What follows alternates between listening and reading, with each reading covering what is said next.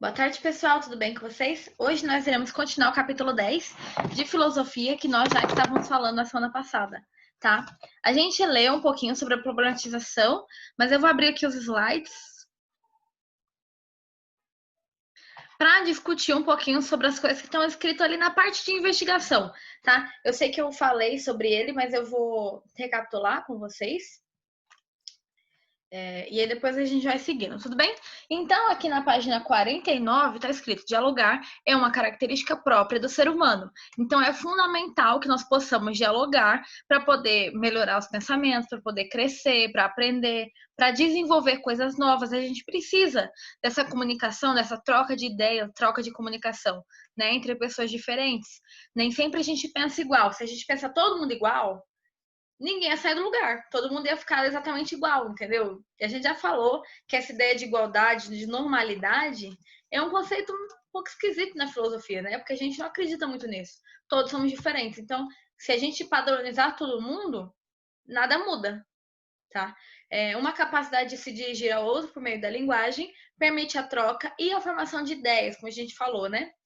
Até tava. Hoje eu li um texto, eu tinha uma ideia mais ou menos formada, mas ainda queria ler mais sobre o assunto, e agora há pouco parei para ler um texto até que o professor Vitor Hugo postou no Instagram. Nossa, achei fantástico. Me ajudou muito a entender algumas ideias. Já mandei para uma amiga, a gente já começou a compartilhar e já começou a dialogar sobre as coisas que estavam ali no texto dele.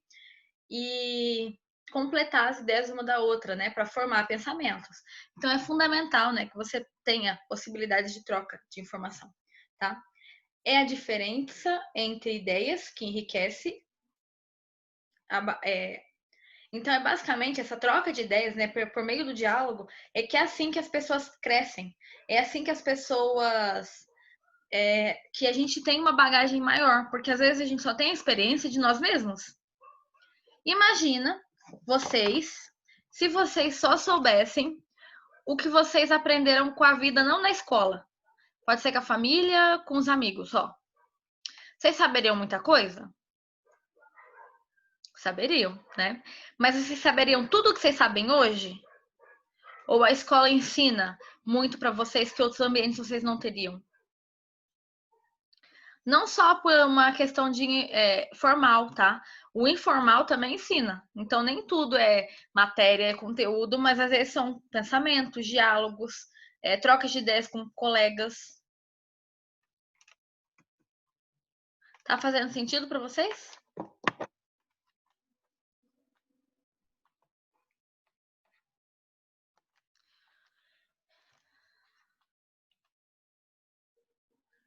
Tá, eu vou continuar falando aí para voltar a fazer sentido. Lembra então, a gente está falando sobre diálogo. Para diálogo, a gente precisa ter duas pessoas se comunicando, podendo ou não ter ideias diferentes, assim formando conceitos, formando ideias. Lembra que eu falei que não vale quando é, por exemplo, eu falo e só eu acho que eu tô certa e eu não aprendo nada, eu só quero convencer você do meu argumento. É o único objetivo. Então, até escuto o que você está falando, mas eu não pego aquilo para mim, nem tento refletir sobre o assunto. Eu só quero te convencer daquilo que eu estou dizendo, tá? Senão é dialogar. O diálogo precisa ter. Eu escuto, reflito, falo e essa troca, tá bom? E isso faz parte do ser humano, tá? O raciocínio é bastante exigido, como a gente estava discutindo semana passada também. Imagina se a gente tivesse um diálogo em que cada um está falando de um assunto. E que mesmo dentro desse assunto, são palavras soltas, sem um contexto, sem uma ideia. Tem sentido isso? Vai chegar em algum lugar isso? Não. Precisa ter um raciocínio lógico, precisa ter um pensamento, uma reflexão até, tá bom? E uma ideia, uma cadeia de ideias lógicas. Precisa existir isso. Porque senão não vai fazer sentido. Eu virar e falar para vocês assim, aí eu dei comida, mas o bichinho não pegou, não quis. Não, o barulho não foi legal, não correu atrás. Que eu tô falando para vocês? Faz algum sentido isso?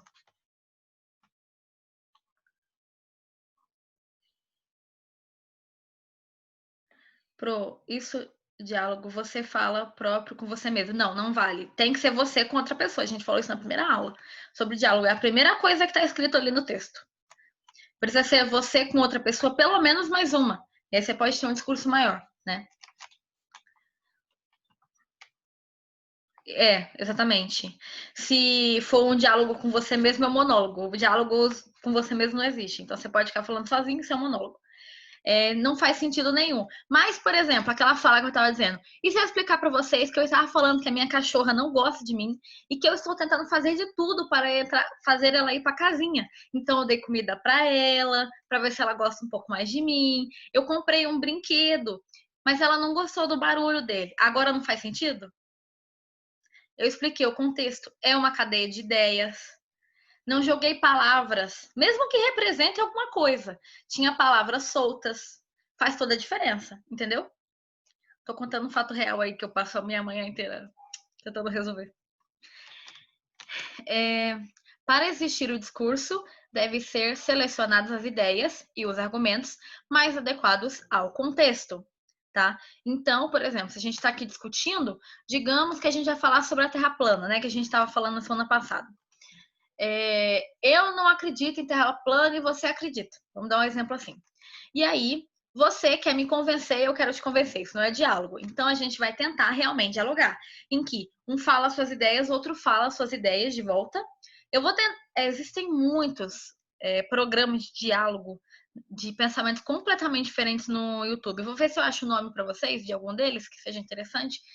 E aí eu apresento para vocês, tá? Até... Vou ver um que sirva para um contexto parecido com o de vocês. Beleza. Então, como eu estava dizendo, precisa ter um raciocínio, uma cadeia de ideias, um discurso em que você será ouvido, e aí a pessoa pode ou não concordar, pode acrescentar, mas ela precisa refletir. Ela não pode só achar, não, meu pensamento é melhor que o dela e eu não vou nem prestar atenção. Porque conversar não faz parte de um diálogo.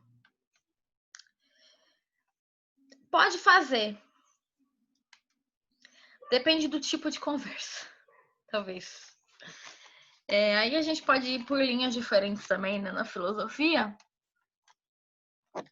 Convencer. Desculpa. Por que convencer não faz parte? Porque no diálogo, um precisa completar as ideias do outro, um precisa ouvir essas ideias. Quando você quer... O que eu tinha falado era, desde o início da aula, eu falei, não é que o convencimento seja uma coisa ruim no diálogo, é que o único objetivo sendo esse é que não tá certo, entendeu? O diálogo precisa você ouvir, refletir, às vezes sim convencer com os seus ideais, mas nem sempre. Não deve ser o objetivo final, lembra que eu falei na semana passada? Então, ele pode sim fazer parte. Porque, por exemplo, isso aqui que a gente está fazendo agora, eu estou convencendo vocês dessas ideias filosóficas. É um papel de diálogo. Eu falo aqui, vocês conversam aí, né? Junto no chat, por exemplo. O objetivo é trazer uma ideia mútua, sim, de uma certa forma. Vocês podem questionar, por exemplo, às vezes eu posso estar aqui falando uma coisa que eu quero que vocês sejam convencidos, mas eu quero que exista esse diálogo, né, essa troca. Assim como tem horas que vocês falam comigo, eu fico, nossa, realmente, né? Eu reflito sobre isso, eu aprendo também. Constantemente nós estamos aprendendo, tá? Não tá diferente, não, tá igual. Pelo menos o meu. O objetivo, então, é trazer a ideia mútua. Assim, por exemplo, quando eu falo uma coisa, vocês completam aí. Às vezes vocês me dão um exemplo que seja prático disso que a gente está falando. Eu acho ótimo, eu falo aqui para todo mundo, e aí a gente vai aprendendo, né? Construindo mutuamente, tá? As ideias. Não é porque eu, por exemplo, sou professora que eu tenho todas as respostas de tudo, né, no mundo. Não é assim. Não é realidade, né? A verdade tá bem diferente disso. Então, o certo seria dizer que o convencimento mútuo das duas pessoas faz parte do diálogo? é que a ideia de convencimento mútuo ainda fica parecendo que eu quero te convencer e você quer me convencer. Os dois querem se convencer um ao outro. Mas é a ideia de completar os ideais ou de refletir sobre a cadeia de raciocínio do outro. Pelo menos refletir. Mesmo que, por exemplo, digamos que a gente está falando aqui, né, da Terra plana e eu vou continuar sem acreditar nisso, mesmo que você dá vários argumentos sobre o assunto. Mas eu vou ouvir, eu vou entender, eu vou refletir sobre isso. Ah, tem coisas que eu acho que até que faria sentido, outras não, mas assim, eu pude parar e refletir sobre isso após ouvir seu argumento. Eu queria conhecer, nem sempre eu quero convencer, né?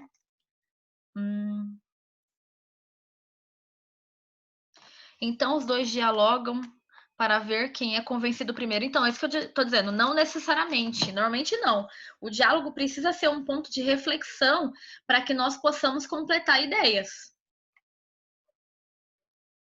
Mesmo que, por exemplo, no caso da Terra plana, digamos que eu continuo sem acreditar no final, eu escuto seus argumentos e falo, realmente, ainda não acredito, mas eu refleti sobre isso e falei, esse ponto aqui eu devo estudar um pouco mais para entender, porque se não tiver uma explicação, isso já é um ponto positivo, né? Então, uma coisa a mais para aprender. Então, eu vou atrás, tá? Mas não é que a pessoa precisa me convencer, não é disso que a gente está falando. Para acontecer a revolução cultural, as pessoas precisam trocar informações, trocar ideias. Convencimento eu acho errado, porque as pessoas deviam trocar ideias e não tentar convencer. Mas também depende da situação, né? Tipo, se é pro bem ou pro mal. Sim, não só pro bem ou pro mal, mas talvez. Como é que eu vou. Deixa eu pensar. Deixa eu refletir sobre isso que você falou. É, pode até ter um pouco de convencimento no seu argumento, até porque esse é um objetivo, mas não deve ser o único, entendeu?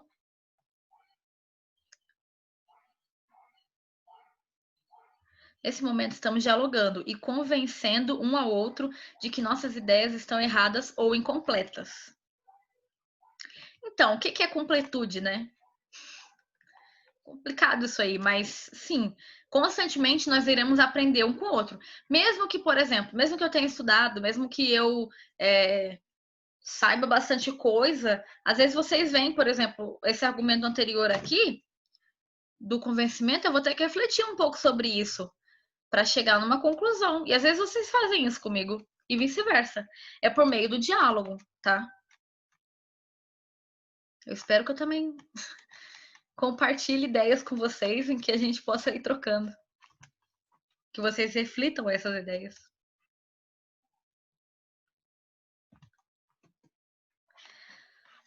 Sócrates. Aqui na página 49 e 50, ele vai falar sobre vários momentos. Eu obrigava, tá? Vou corrigir aqui antes de mandar para vocês. Aqui ele vai falar sobre vários momentos na história de como o diálogo estava estruturado, começando aqui na Grécia Antiga, tá? Aí vai na Idade Média, ele vai, porque o diálogo também vai mudar de papel ao longo dos anos, tá bom? Aí, peraí. Tá abrir o chat. É tipo, geralmente quando as pessoas dialogam, elas vão tentar convencer mesmo sem querer. Sim, acaba sendo. Porque quando as pessoas elas vão trocar ideias, elas vão entender seu ponto de vista. Então, o convencimento às vezes se torna involuntário. Exatamente. O negócio é que não pode ser o único objetivo, entendeu? Eu quero que você seja convencido completamente e nem vou ouvir o seu argumento. Esse que não pode ser o problema, entendeu? Mas sim, tá certo o que você falou. Então, Sócrates vai falar aqui, né, no terceiro parágrafo da parte de investigação, obrigava o interlocutor a procurar uma verdade que este já pensava possuir. Então, o que é isso? É, por exemplo, assim, eu vou mostrar isso aqui para vocês, é uma caneta. Você tem certeza que isso aqui é uma caneta? Como que você sabe que isso aqui é uma caneta? E aí ele, por meio do diálogo, tá? Ele tentava fazer você pensar se realmente era ou não. E quem te disse isso? É aquela ideia da pergunta constante, né?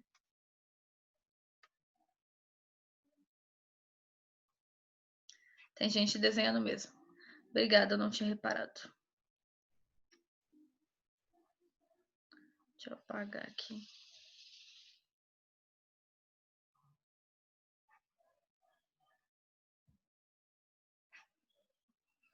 Quem disse que isso é uma caneta? Gente, esse carinha aqui é o Sócrates, tá? Pra quem não conhece.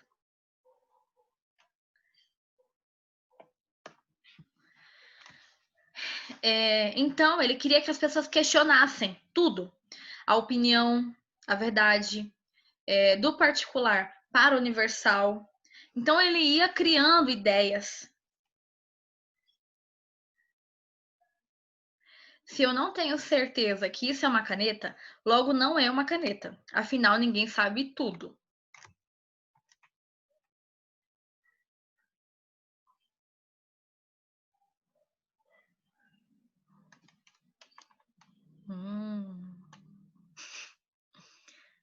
Então, isso não é uma caneta.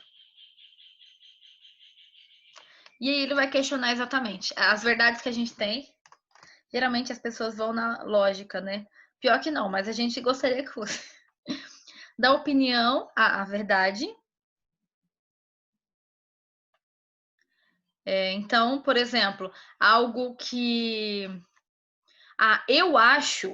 Essa frase é ótima. Eu acho que o céu é azul. Eu acho que para ensinar precisa bater. Eu acho que. E assim vai, tá?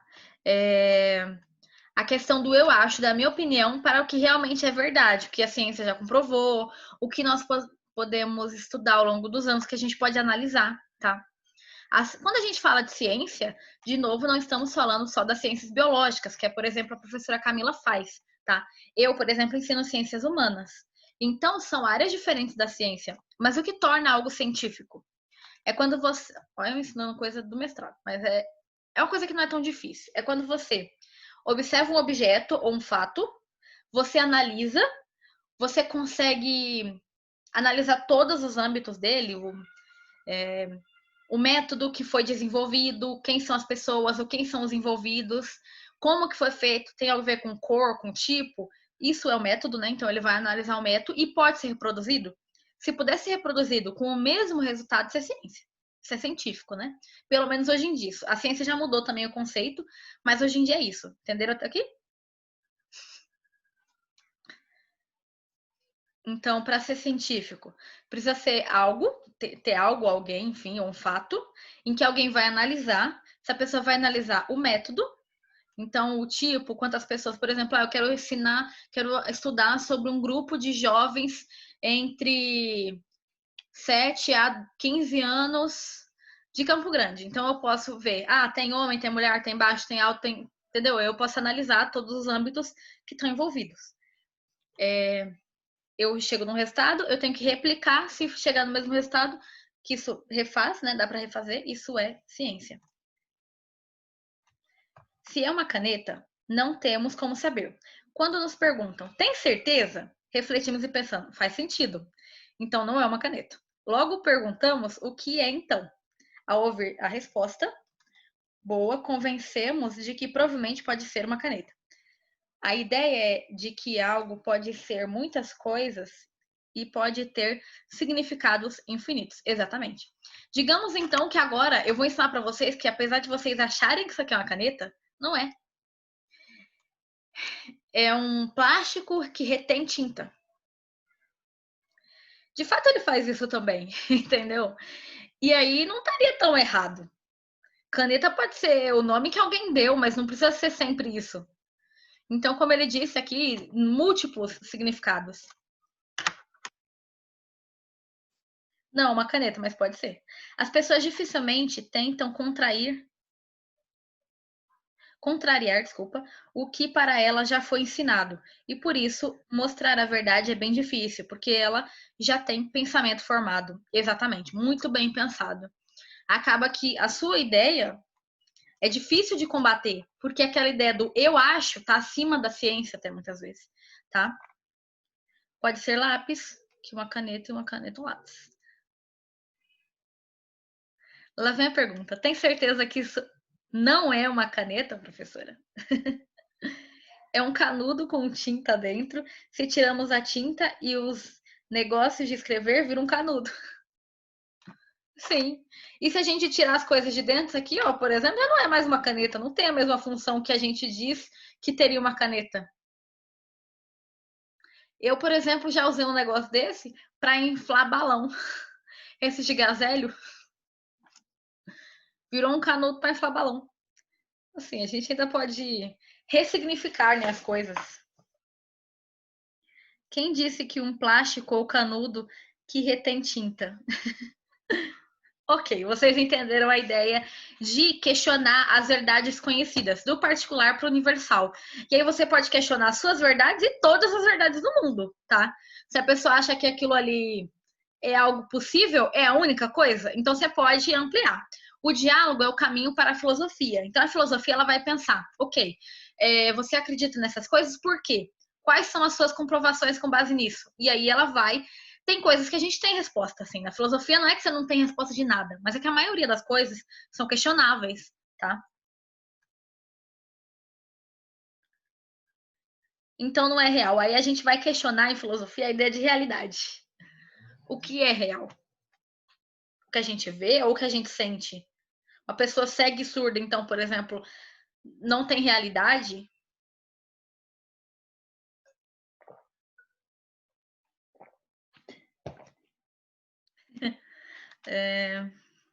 Então, uma caneta pode ser várias coisas, com certeza. Qualquer coisa pode ser várias coisas, depende do seu significado, né?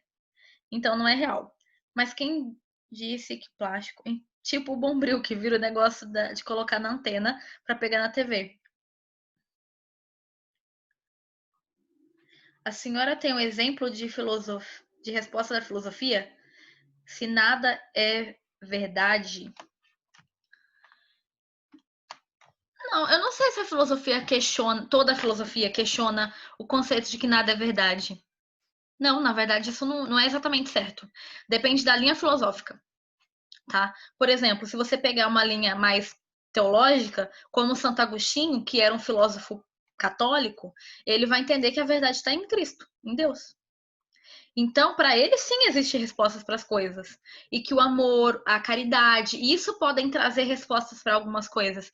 Não é que nada é verdade, mas algumas linhas da filosofia questionam a realidade que nós conhecemos.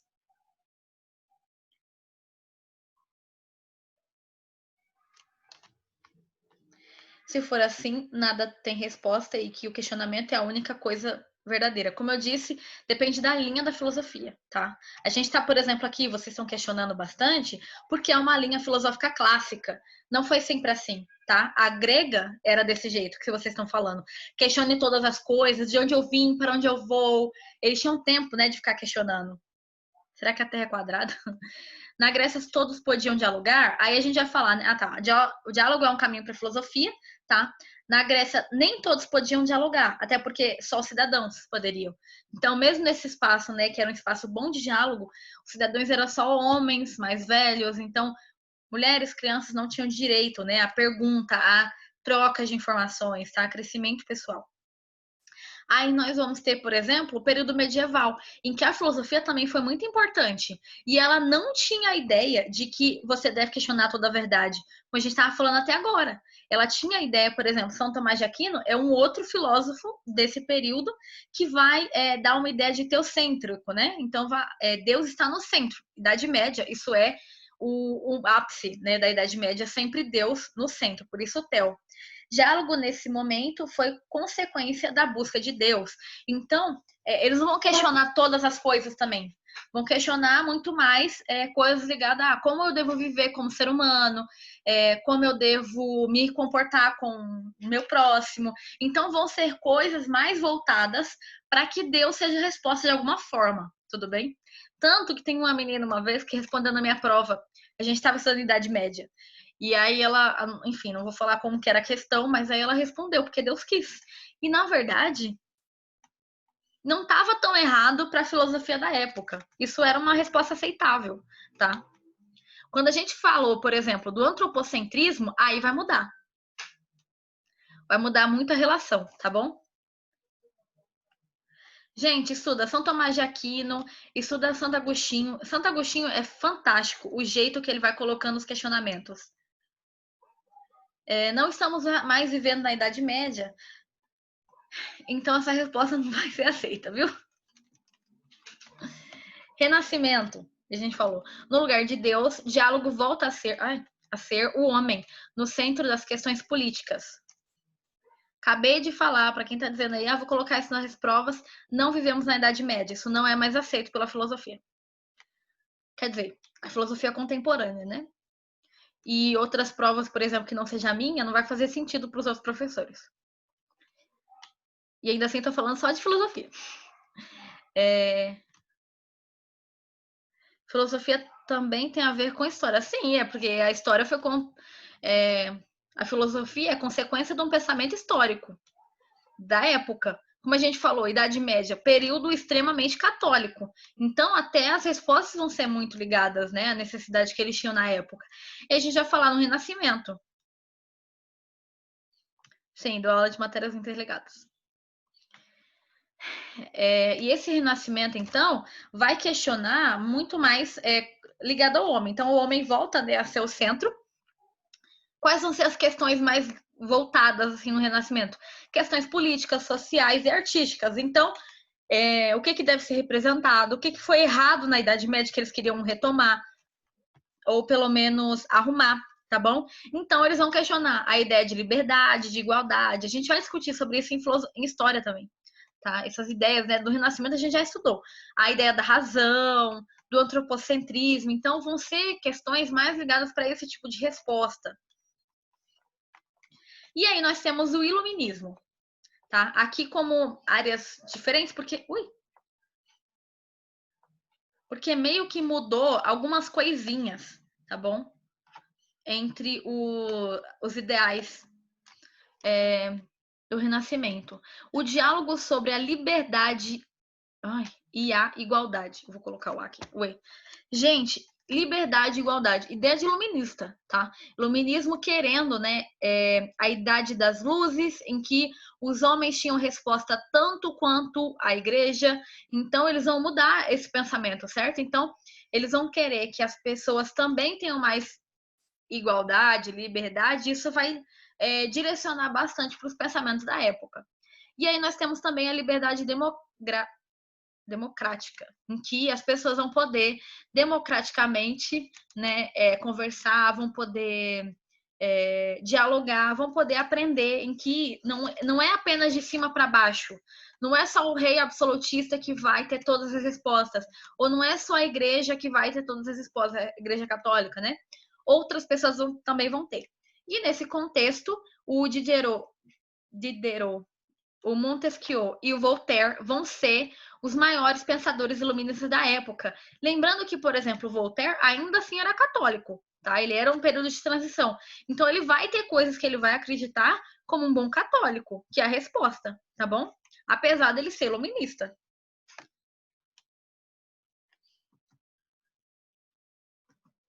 Deixa eu ver quantos slide tem. Okay. Pós-século XXI, tá? A gente vai entrar agora no mundo digital, que é o mundo que nós estamos... Ou 19, desculpa. Pós-século XIX, nós vamos viver um mundo digital, né? Que é até o que nós estamos vivendo agora. E diálogo se tornou ainda mais o centro central e necessário, sendo medido pelo telefone, redes sociais. Aqui está acontecendo. A gente está presencialmente? Não, mas ainda assim a gente está dialogando. Isso não impediu a gente. Na verdade, se cada um tivesse num canto do mundo, a gente ainda conseguiria fazer o nosso diálogo, desde que a gente falasse a mesma língua. Porque senão ia ser um pouco difícil. Textão de militante do Twitter conta com diálogo? Então, isso é complicado, né? Porque os caras só xingam. Depende.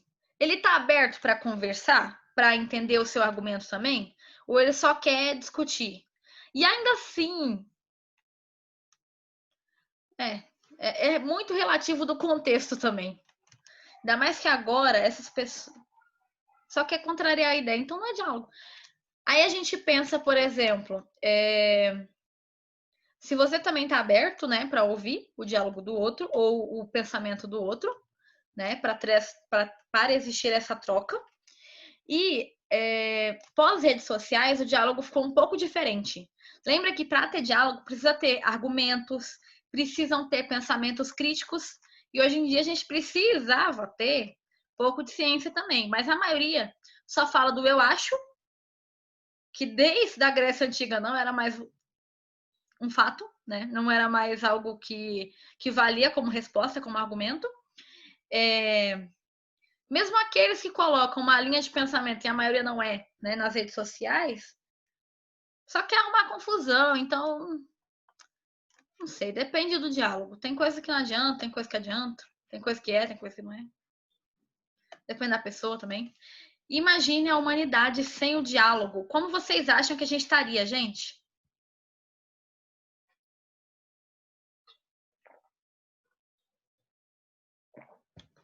Se for crítica construtiva, de boa para escutar. Mas se for somente algo para rebaixar o pensamento do outro, aí é chato, né? É complicado.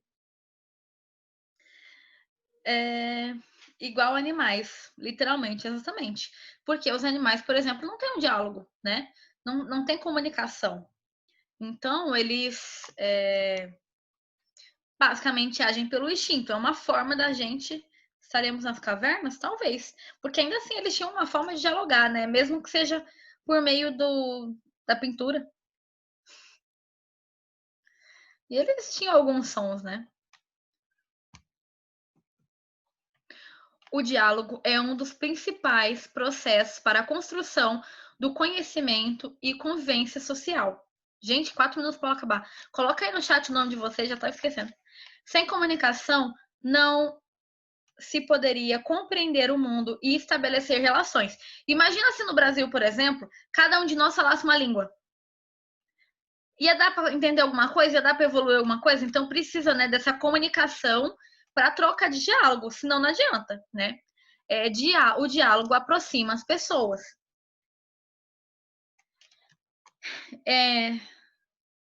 Aproxima porque vocês pensam iguais, ou aproxima porque não, porque vocês se completam, tá? De alguma forma.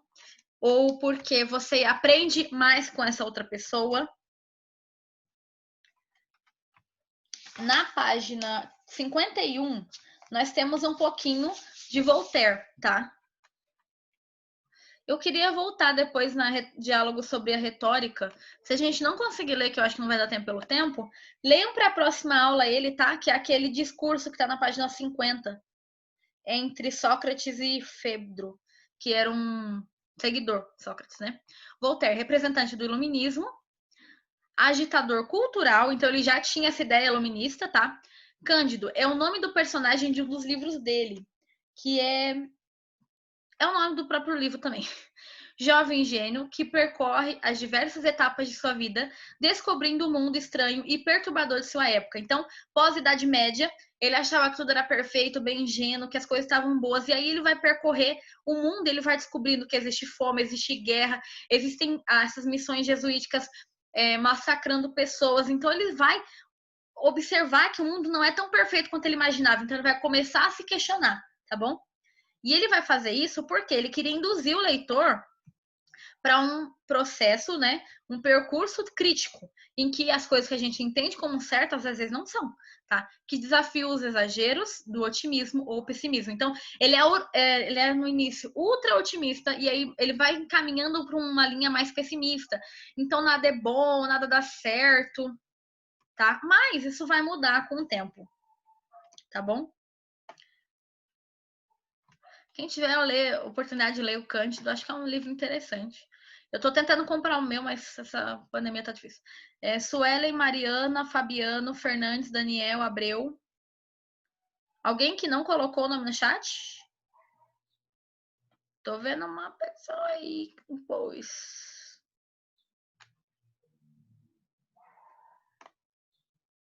Entenderam, pessoal?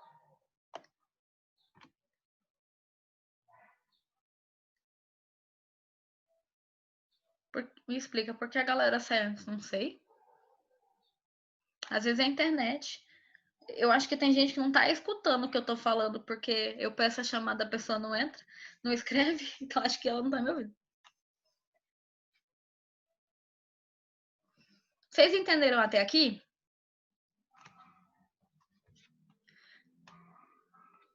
Quem que quer ler o Sócrates e o Fedro? Um sendo um e o outro, enquanto ela acaba. Coloca eu aí no chat que eu abro. E aí um faz um personagem, outro faz outro. Que página? Página 50. Acho que não vai dar tempo. Obrigada, pessoal. Até a próxima aula. A gente acabou o capítulo 10, porque é só um diálogo mesmo. É interessante vocês lerem essa parte, tá? Talvez eu retome. Mas aí acabamos o capítulo 10. Tchau, pessoal.